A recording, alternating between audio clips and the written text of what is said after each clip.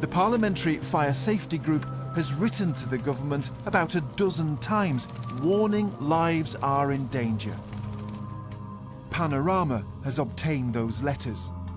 The MPs say, can we really afford to wait for another tragedy?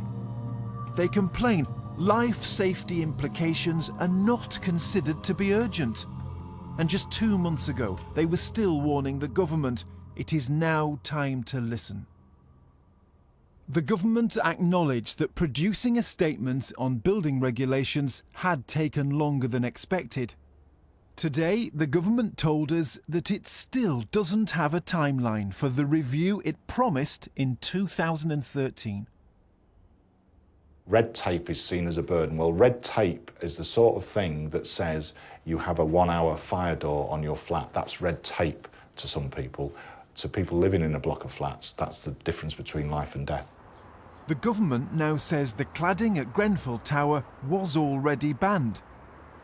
But that's not true. The regulations are unclear. That's why it's still being used. We have spent 4 years saying, listen, we've got the evidence, we've provided you with the evidence, there is clear public opinion towards this, and I think, you ought to move on it.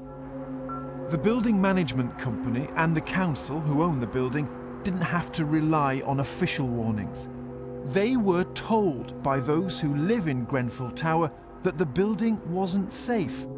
In a blog 6 months ago, the residents predicted a disaster. Only a catastrophic event will expose the ineptitude and incompetence of our landlord.